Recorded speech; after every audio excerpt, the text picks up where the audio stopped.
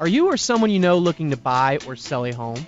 When you use a HomeGain Realtor to buy or sell a home, you can get $150. Visit HomeGain.com and click on the Promo 150 banner at the top of the page to get started.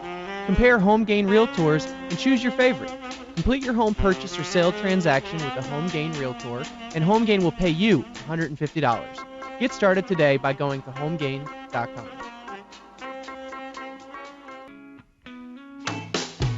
Welcome back to Real Estate Radio. I am your host, Ryan Sloper, joined today by my guest, Louis Cammarosano, the general manager of HomeGain. We've devoted most of today's show to going over with the revised HARP, Making Home Affordable eligibility requirements. And if you weren't with us earlier in the show, the program is basically designed to help underwater borrowers refinance under existing mortgage rates. For the two eligibility requirements is your loan must be backed by Fannie Mae or Freddie Mac. And number two, your current mortgage must have a securitization date prior to June 1st of 2009. One of the biggest components of this new revised program is that there's no longer a loan-to-value restriction, which used to be 125% of what loan-to-value of what your home or your loan to home value was before. It's no longer. It could be up to 300% now. One of the questions that I've been getting, I'm sure from a lot of people, is, okay, well, that's great. What do I need to do? Well, first thing, like I said, is go to the website for Fannie Mae and Freddie Mac, and they have lookup forms that will look up your address or social security number to figure out whether you do have a Fannie Mae or Freddie Mac back loan. If you do have that, next step, call me. 877-245-2030. That's 877-245-2030. When you call me, I will walk you through step by step to then figure out if you still qualify income-wise, credit-wise.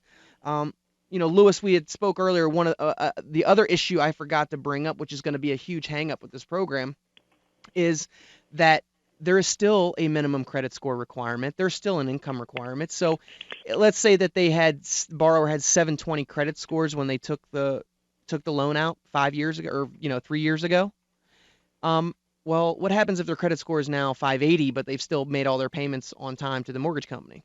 Is that likely, though, if they've been making their payments, unless they screwed up their credit cards?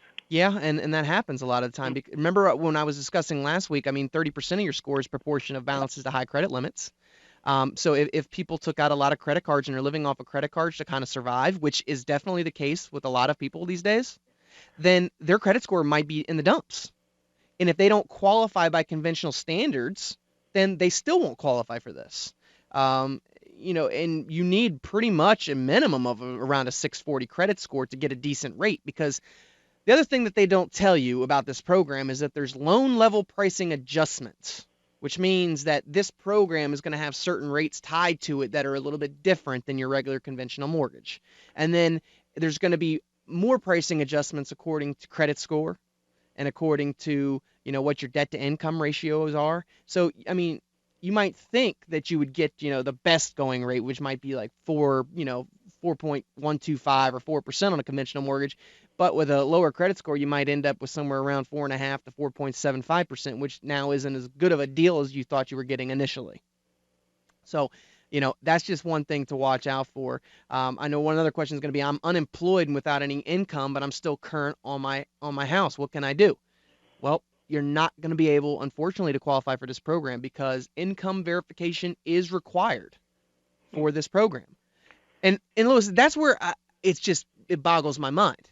Because if somebody has the wherewithal, I guess they figure you have cash in the bank and you're able to make your payments, but that's going to run out at some point if you don't have a job. But look at it this way, Louis.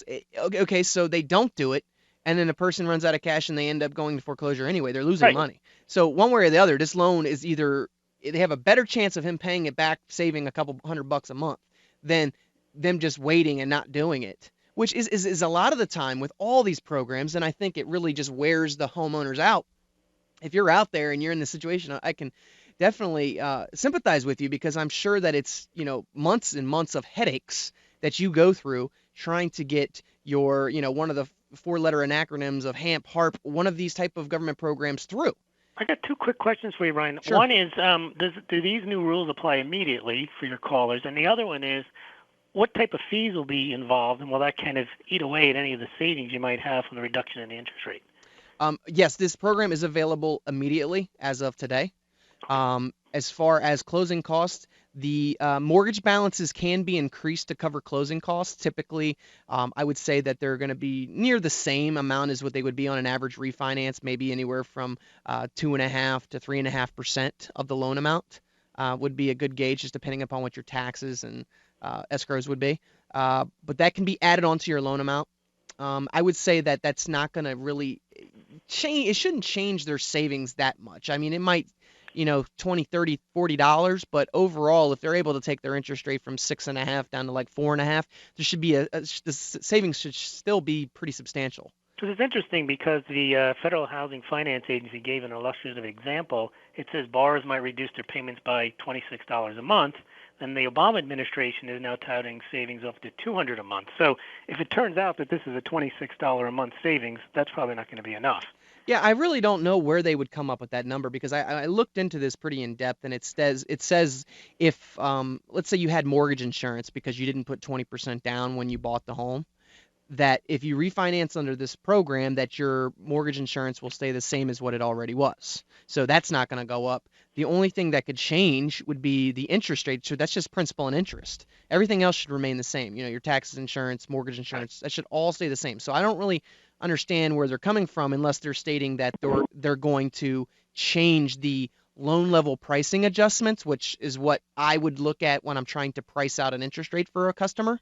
Or it might be a fee charge to. Yeah, it probably will, and that's probably the other way that Fannie Mae and Freddie Mac will try to recoup some of this money instead of just directly taxing everybody.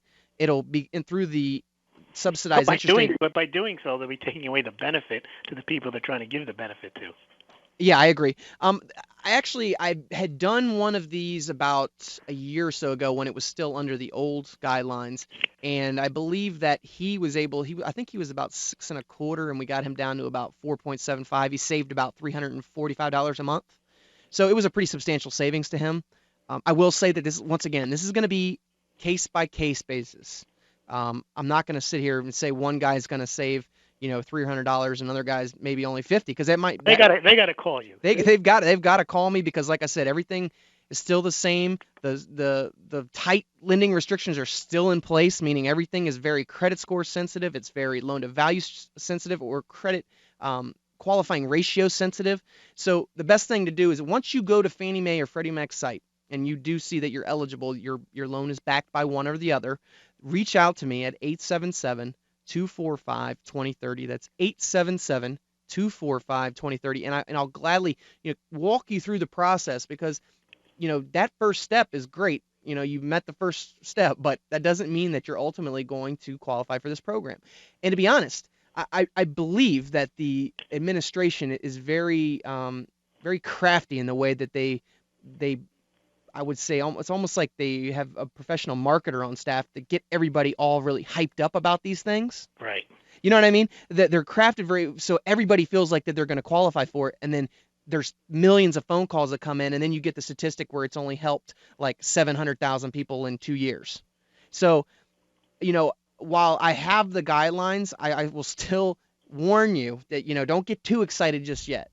Once we go through and look at your income and your employment, and we make sure you qualify and all that, we really do need to zero in on what the savings is going to be, and whether it makes sense. If somebody, for instance, Lewis, if somebody was still considering a short sale already, and this came out and it was going to change their payment by $100, $200, but they were still upside down by $100,000, that is still a financial decision they're going to make there.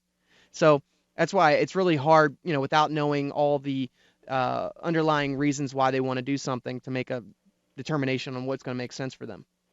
And we're coming to the end of the show, but if you guys have any questions or concerns regarding the new revamped HARP mortgage refinance program, please reach out to us at 877-245-2030. I'd gladly answer any questions you may have.